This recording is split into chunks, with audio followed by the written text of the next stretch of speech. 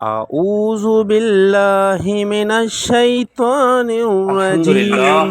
الحمدللہ رب العالمین، الصلاۃ والسلام علی رسولہ الکریم وسید المرسلین، اما بعد فاعوذ باللہ من الشیطان الرجیم، بسم اللہ الرحمن الرحیم۔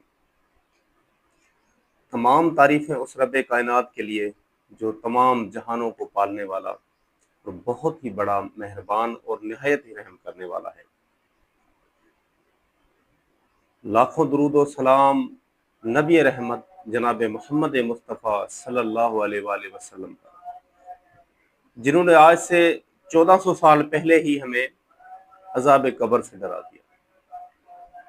دوستو، آج کا ہمارا موضوع بڑا ایمان افروز بیان ہے۔ عذاب قبر کے بارے میں آپ سے ریکویسٹ ہے کہ ویڈیو کو آخر تک لازمی دیکھیے، بہت ہی ایمان افروز بیان ہے اور بڑا بہترین موضوع ہے۔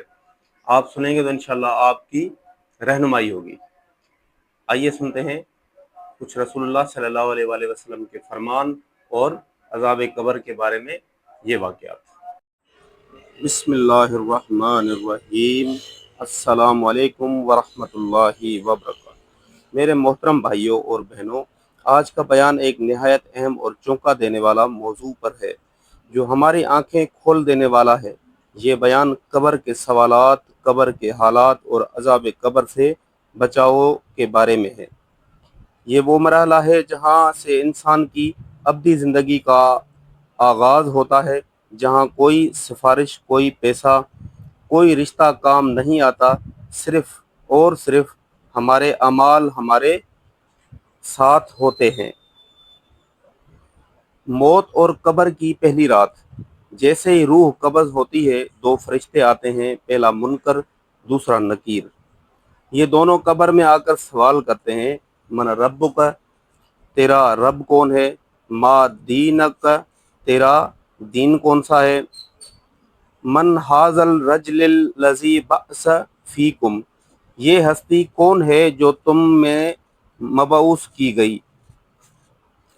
صحیح جواب دینے والا شخص خوش نصیب شخص، اگر بندہ مومن ہو، ایمان والا ہو، سچائی پر قائم ہو تو وہ جواب دے گا، ربی اللہ، میرا رب اللہ ہے، دین الاسلام، میرا دین اسلام ہے، وہ محمد الرسول اللہ صلی اللہ علیہ وآلہ وسلم، میرا پیغمبر محمد مصطفیٰ صلی اللہ علیہ وآلہ وسلم ہے۔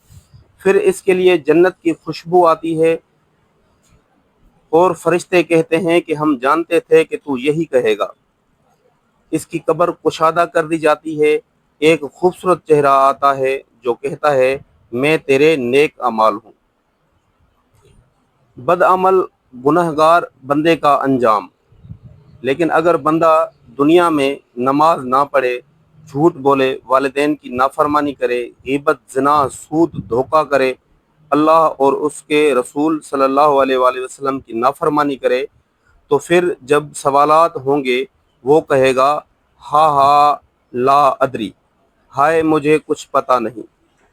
پھر قبر تنگ ہو جائے گی، پسلیاں ایک دوسرے میں پیوست ہو جائیں گی، عذاب شروع ہو جائے گا، جہنم کی جھلک دکھائی جائے گی، ایک ڈرونا چہرہ آئے گا اور کہے گا، میں تیرے برے اعمال ہوں۔ احادیث کی روشنی میں پہلا رسول اللہ صلی اللہ علیہ وآلہ وسلم نے فرمایا، قبر یا تو جنت کے باغوں میں سے ایک باغ ہے یا جہنم کے گڑھوں میں سے ایک گڑھا ہے۔ جامعہ ترمذی۔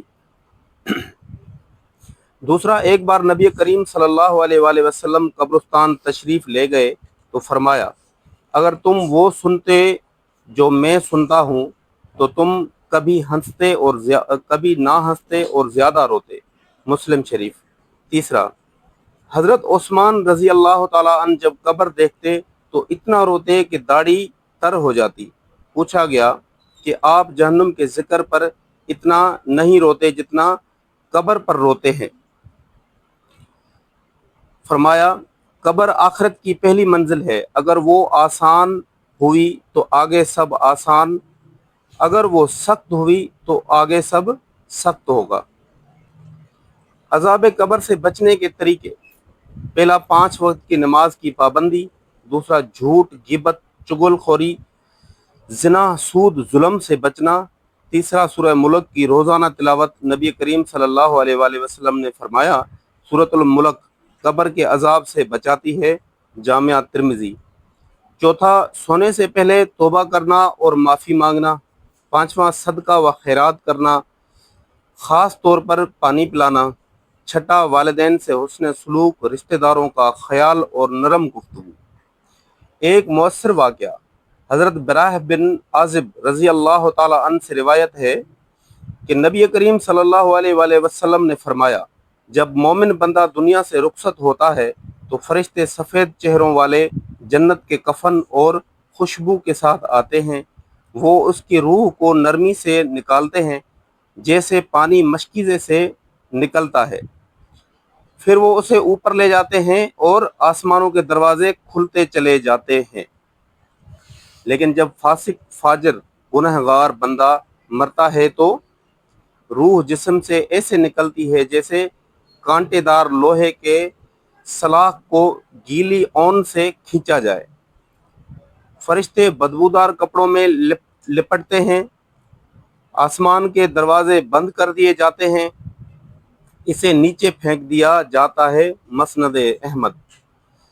ہماری ذمہ داری کیا ہے؟ میرے عزیز بھائیوں، کیا ہمیں نہیں سوچنا چاہیے ہم دنیا کے لیے تو سب کچھ کرتے ہیں، گھر، گاڑی، مال، بچوں کی تعلیم، social media, phone, fashion, mobile, لیکن قبر کی تیاری نہیں کرتے؟ کیا ہم کبھی ایک لمحے بیٹھ کر سوچا کہ کل ہماری قبر کیسی ہوگی؟ آخر میں دعایا کلمات: یا اللہ ہمیں قبر کے عذاب سے بچا، ہمیں ایمان پر موت نصیب فرما، ہماری دلوں کو ہدایت دے، ہمیں نیک اعمال کرنے کی توفیق عطا فرما، ہمیں ایسی زندگی دے جو تیری رضا والی ہو اور ایسی موت دے جو راحت والی ہو، آمین یا رب العالمین۔ آخر میں ایک دعا ہے: اللہم انی اعوذ بک من عذاب القبر واعوذ بک من فتنۃ المسیح الدجال واعوذ بک من فتنۃ المحیا والممات، اللہم انی اعوذ بک من المأثم والمغرب۔ دوستو، ہر نماز کے تشہد کے بعد یہ نماز لازم پڑھا کریں اور اللہ سے دعا کریں کہ ہمیں موت کے عذاب سے اور شیطان کے فتنے سے محفوظ رکھے۔ وآخر دعوانا ان الحمدللہ رب العالمین۔ دوستو، آج ہم نے سنا عذاب قبر کے بارے میں، اور آپ کی کیا رائے ہے عذاب قبر کے بارے میں؟ کمنٹ سیکشن میں ہمیں ضرور آگاہ کیجیے گا۔ ویڈیو اچھی لگی ہو تو اسے لائک کریں، دوستوں کے ساتھ صدقہ جاریہ سمجھ کے شیئر کریں۔ چینل پر اگر آپ نئے ہیں تو اس کے سبسکرائب کریں، بیل آئیکن نوٹیفیکیشن کو ضرور گھنٹی کو دبایا کریں تاکہ ہماری بر وقت آنے والی ویڈیو آپ تک ہمیشہ پہنچتی رہے۔ اور ایسے واقعات اور احادیث سننے کے لیے ہمارے چینل کو ضرور فالو کریں۔ ملتے ہیں اگلی ویڈیو میں، تب تک کے لیے اجازت دیجیے۔ خدا حافظ۔ السلام علیکم ورحمۃ اللہ وبرکاتہ۔